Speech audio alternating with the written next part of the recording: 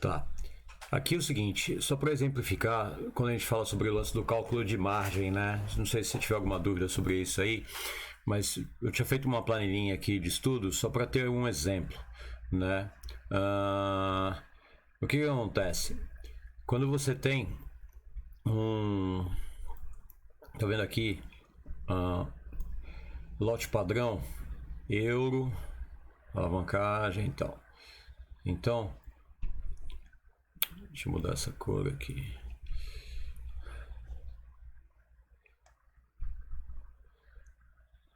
Tá. Então, você está vendo aqui? Para o par euro-USD, para o tamanho de lote, um lote padrão, um contrato padrão de euro-USD, eles são 100 mil dólares, é o tamanho do contrato na corretora. Só que a gente pode operar frações disso, né? Então, por exemplo, ele quando estava numa cotação aqui de 1.13, que é o que aparece lá no gráfico, né? Então, o que acontece? Ele vale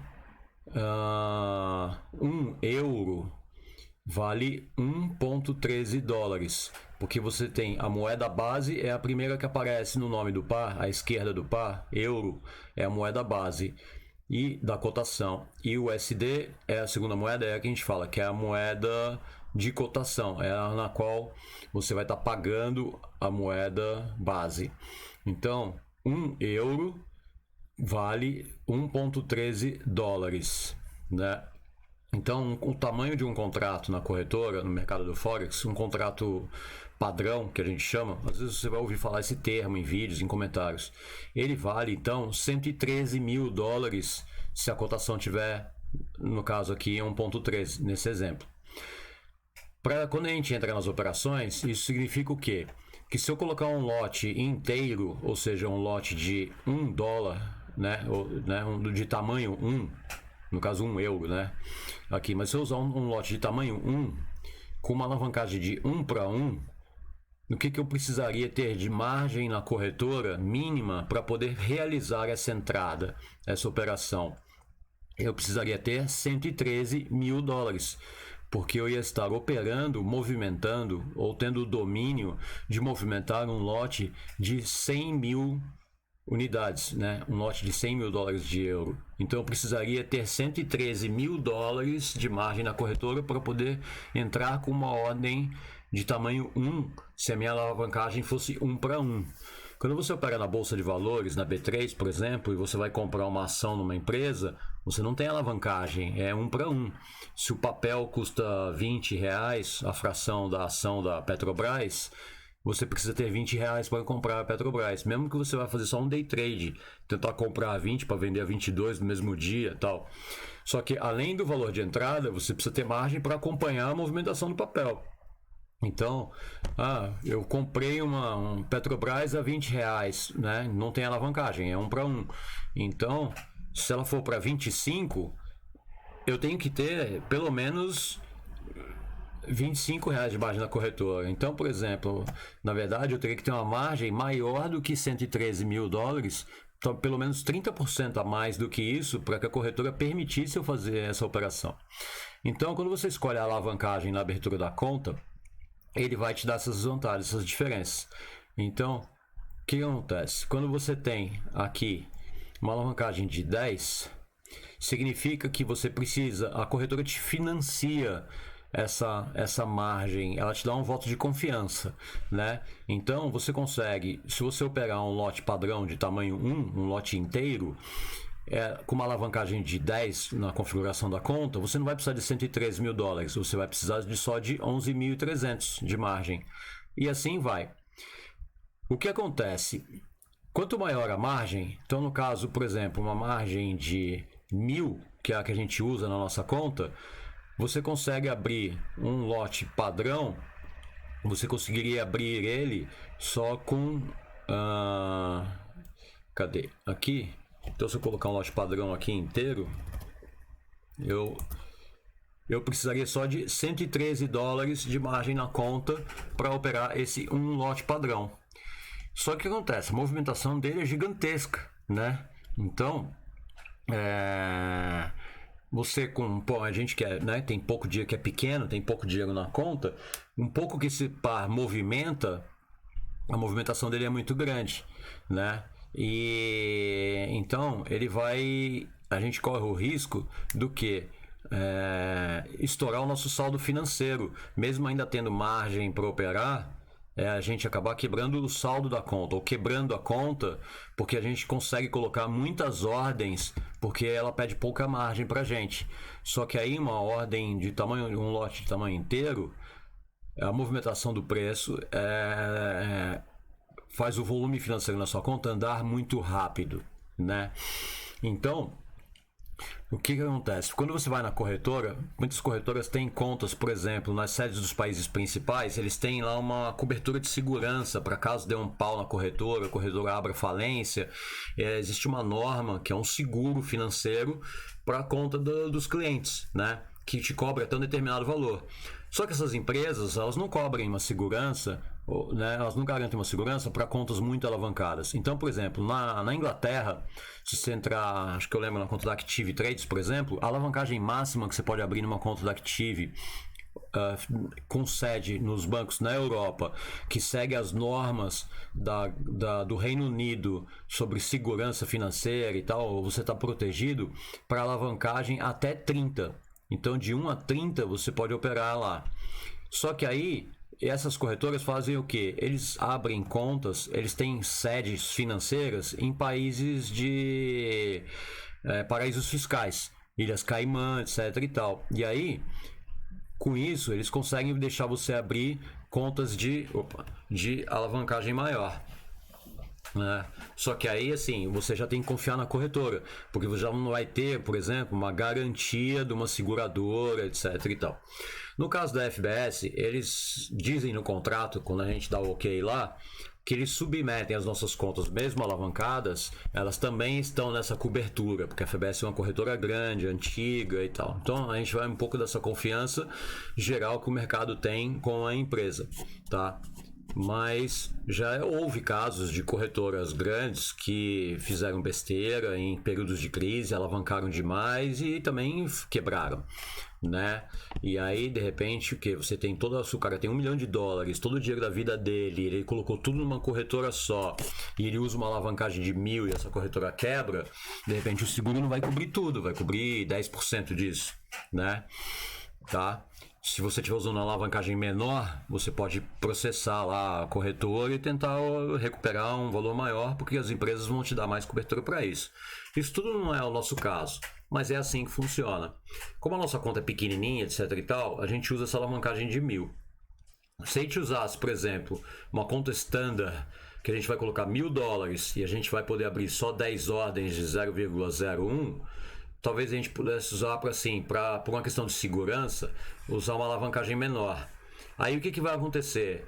De repente você já colocou 5 ordens, está usando metade lá do potencial das suas ordens que você pode abrir. Essas ordens estão indo contra você. Aí você vai querer colocar uma 6ª ordem, você vai ter dinheiro na conta ainda, você ainda tem saldo, apesar de várias posições estarem negativas, só que aí a corretora não vai deixar. Porque você vai ver que lá na sua... cadê? Lá na sua... Aqui onde mostra o saldo. Vamos ver. Porque... cadê o MT5?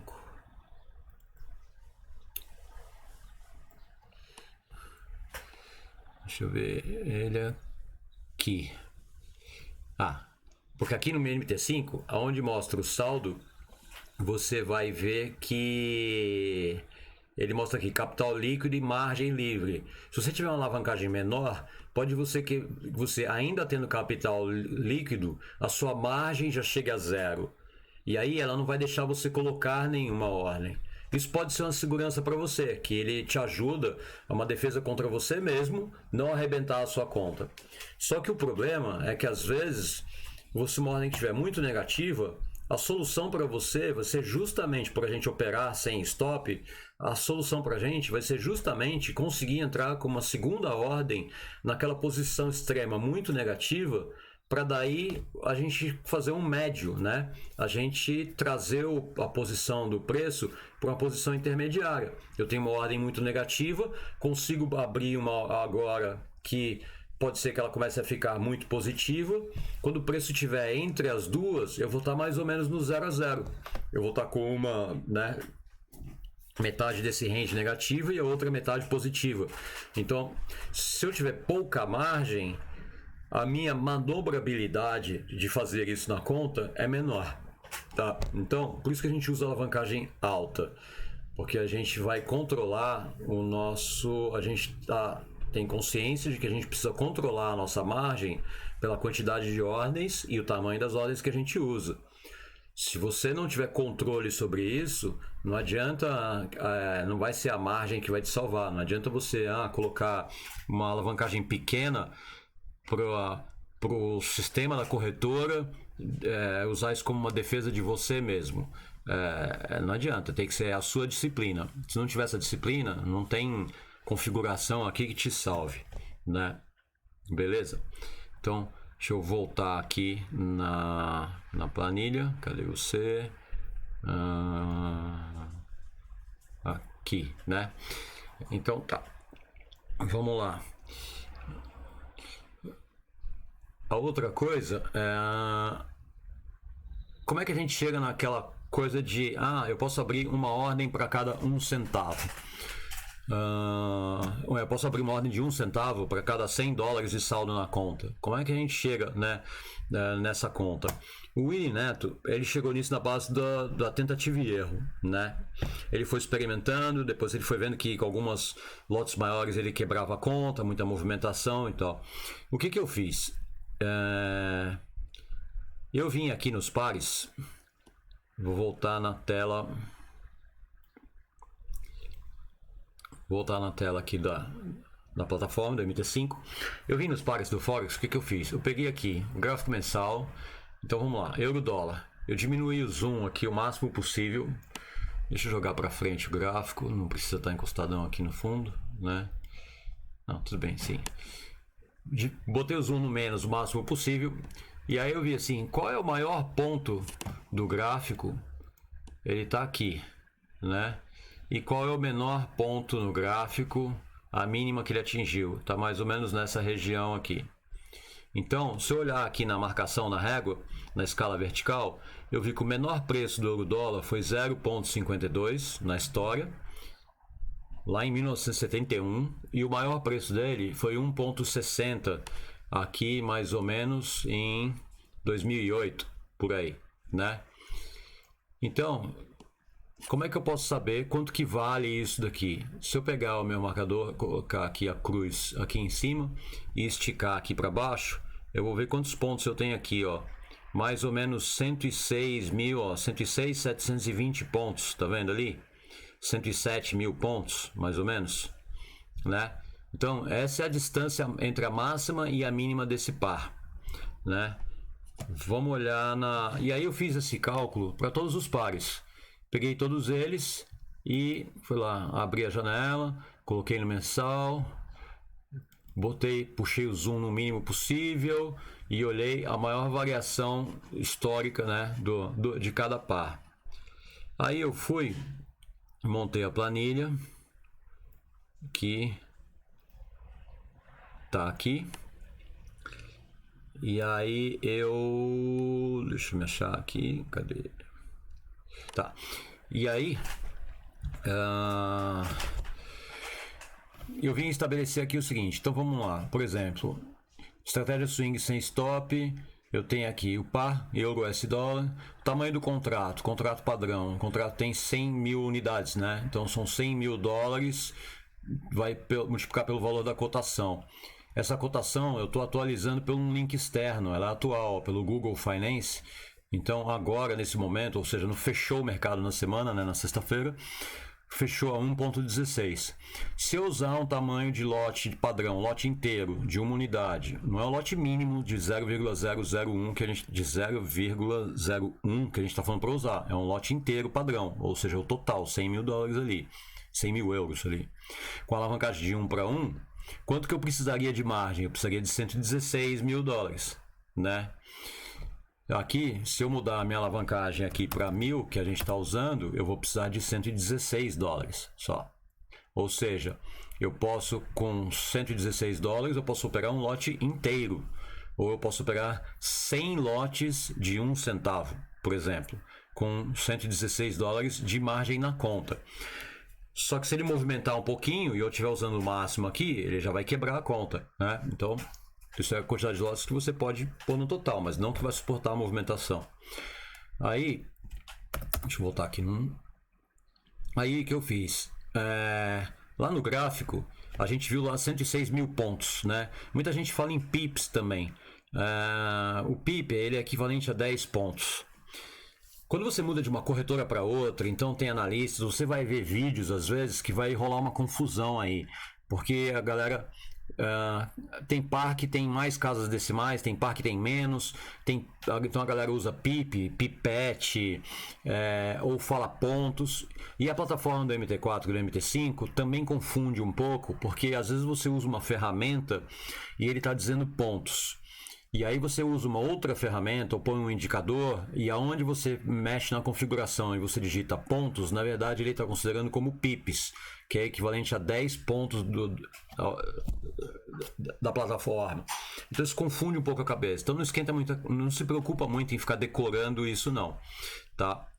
Mas o que eu fiz aqui no euro-dólar? Eu peguei o ponto máximo lá histórico que eu considerei dele e o ponto mínimo. Qual que é a diferença? Lembra que a gente mediu no gráfico lá? Então aqui ele está me dando uma diferença de 106.200 pontos. Eu fiz isso para todos os pares, para todos os 28. No caso aqui tem 32 pares, tem uns exóticos aqui também. Então eu fiz isso para todos os pares que a gente está considerando. Transformei de pips, transformei em pontos, né, que divide por 10 e tal. Então às vezes eu pego um valor por pips ou pontos e tal. E aí, quanto custa essa diferença? Por exemplo, se eu entrasse com um lote lá na máxima e essa operação, por exemplo, se eu fizesse uma compra lá na mínima do preço, lá embaixo, e esse preço, eu acompanhasse essa valorização toda, até onde ele foi no máximo, quanto isso daria de dinheiro?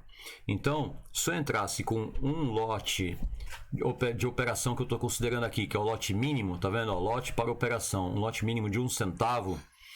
Se eu tivesse comprado 1 centavo na posição 54.600 e ela fosse até o máximo no valor de 160.800, eu estaria ganhando 1.062 dólares. Ou, se eu comprasse na máxima e ela fosse negativa até essa mínima, eu ficaria 1.062 dólares negativo com uma entrada mínima de 1 centavo, né? Só que fala assim, porra, a gente vai ser tão burro de errar tanto na entrada da ordem, de conseguir pegar uma máxima histórica e colocar uma ordem contrária, em vez de vender lá em cima, a gente vai comprar e depois nós vamos acompanhar isso por meses ou anos até ver ela ficar negativa lá na mínima e arrebentar a gente desse valor. A gente não vai fazer isso. Mas a gente pode errar algumas vezes, né? Então eu vou voltar lá no meu... Cadê? Vamos voltar lá no nosso MT5. Então, por exemplo, aqui, vamos ver, no euro-dólar. Eu tenho esse range todo, 106 mil pontos. Então, deixa eu ver se você... Peraí, eu preciso fazer aparecer a reguinha aqui. Vou pausar um pouco. Tá, agora sim. Então, por exemplo, se eu tiver olhando aqui a movimentação mensal do euro-dólar, aí a gente está considerando essa região máxima aqui em cima, no topo, e a gente está considerando a mínima lá embaixo, né? Então, se eu pensar nesse range todo, a gente está falando aqui de 106 mil dólares, de 106 mil pontos, ou que se eu fosse com um lote de 0,01 lote mínimo, me daria uma movimentação financeira de 1.060 dólares na conta, né?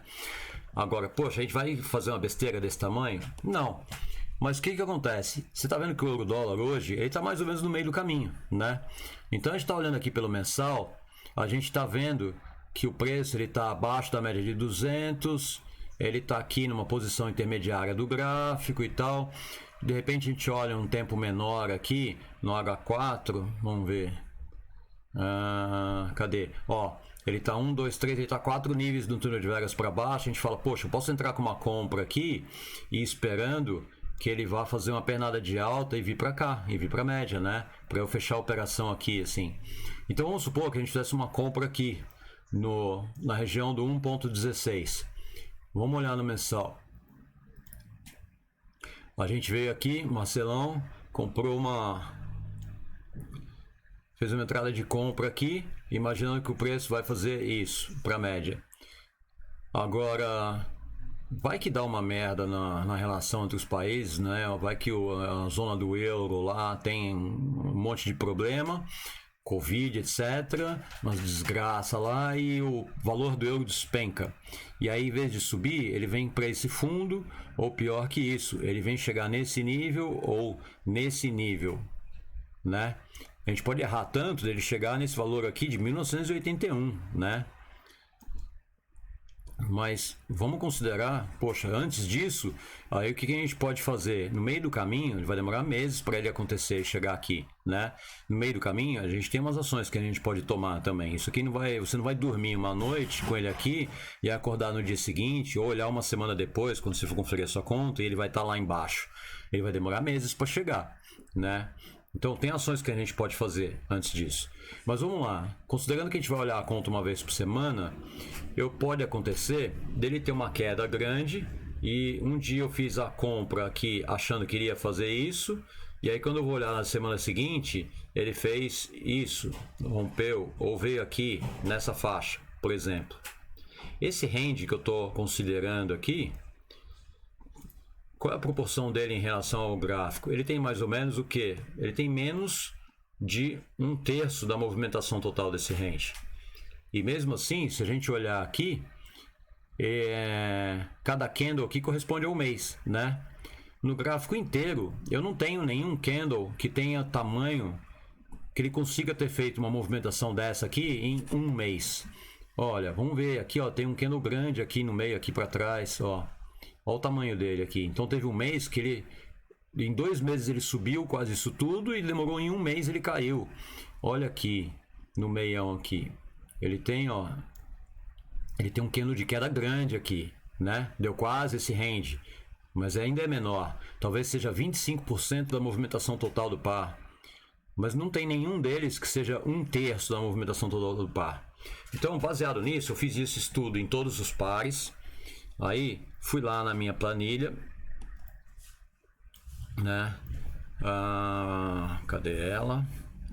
Excel. Oh, meu Deus. Vim aqui na minha planilha e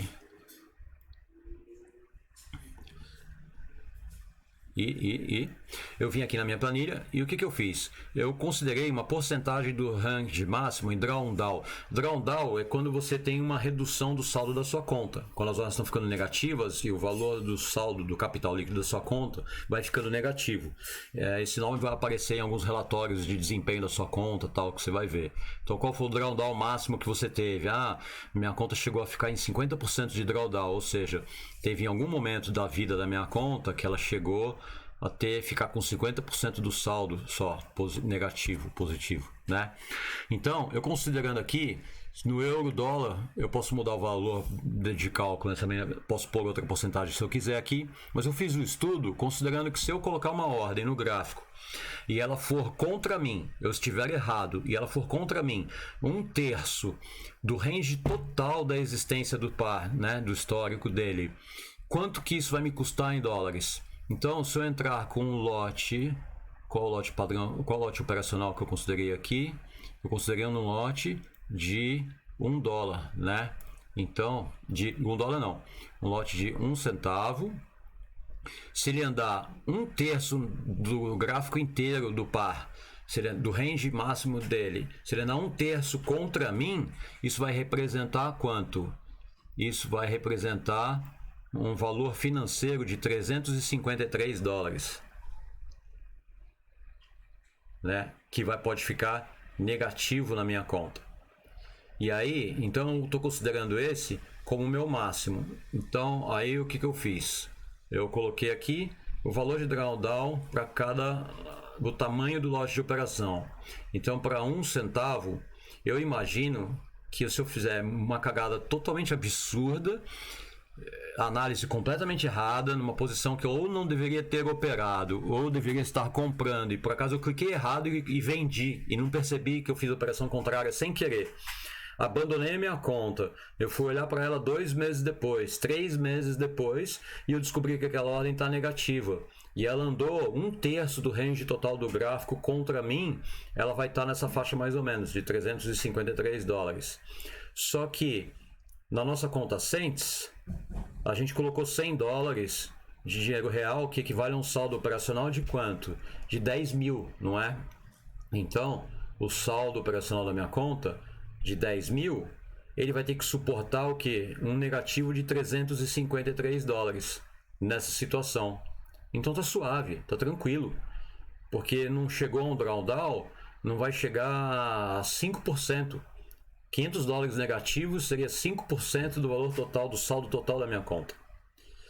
Então, eu suporto tranquilamente uma ordem de 1 centavo negativa do euro-dólar, andar 1/3 de todo o range máximo do par da vida dele contra mim e só vai prejudicar a minha conta em 5%.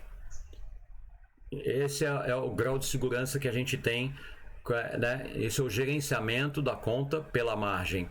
Então, se eu só fosse operar euro-dólar na minha conta, quantos lotes eu poderia realizar, já que eu tenho um saldo, né, de $10 mil, quantas ordens negativas que viriam 1/3 do range total contra mim, eu aguentaria na conta antes dela quebrar? Eu conseguiria aguentar 28 ordens de euro-dólar, se eu só estivesse operando euro-dólar na minha conta. Eu fiz esse estudo para todos os pares. Eu suportaria 1/3 de movimentação negativa do GBP-USD, o que me daria ou 31 ordens de GBP-USD dentro dos 10 mil. Eu fiz isso aqui para o áudio USD, para tal. O par exótico aqui, o USD, esse aqui é Filipina, né? E aí, 2.500 ordens eu poderia ter aqui nesse par, né? Mas euro-dólar tem uma movimentação pesada, por exemplo, seriam só 28. Eu fiz esse cálculo para todos os pares. E aí eu cheguei numa média. Então, se eu distribuir as minhas ordens entre todos os pares, no caso aqui eu estou considerando quantos pares de operação? Eu estou considerando 29 pares. Então,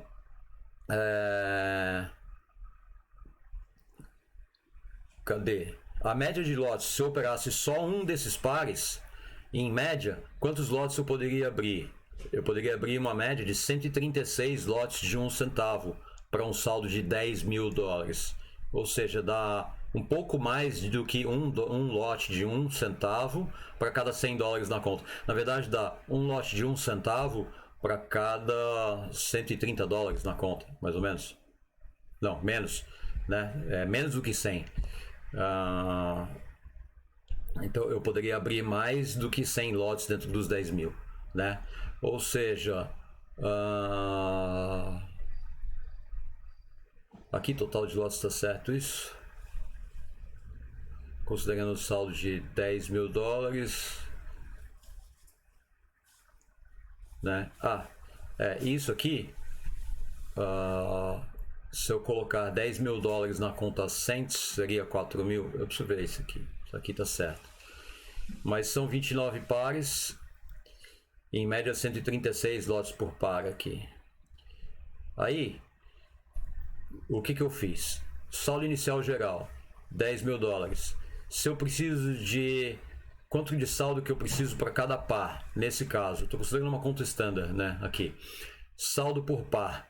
Eu precisaria ter $344 por par para fazer a operação. Quantidades de entradas possíveis, considerando drawdown máximo, em 1/3 para um lote de mínimo de 0,1 centavo. Com 10 mil dólares na conta, numa conta standard, 10 mil dólares reais, eu poderia abrir um lote e meio, né? Quer dizer, não dá 0,01 numa conta standard, é o lote mínimo. Então eu poderia abrir menos de 2 lotes. Eu poderia abrir só um lote ou um lote e meio para em cada par. Então, minha quantidade de entradas possíveis seria o equivalente a 41 entradas, considerando esse drawdown total. Só que o que a gente faz? Se a gente vai para a conta cents, a gente multiplica isso daqui por 100.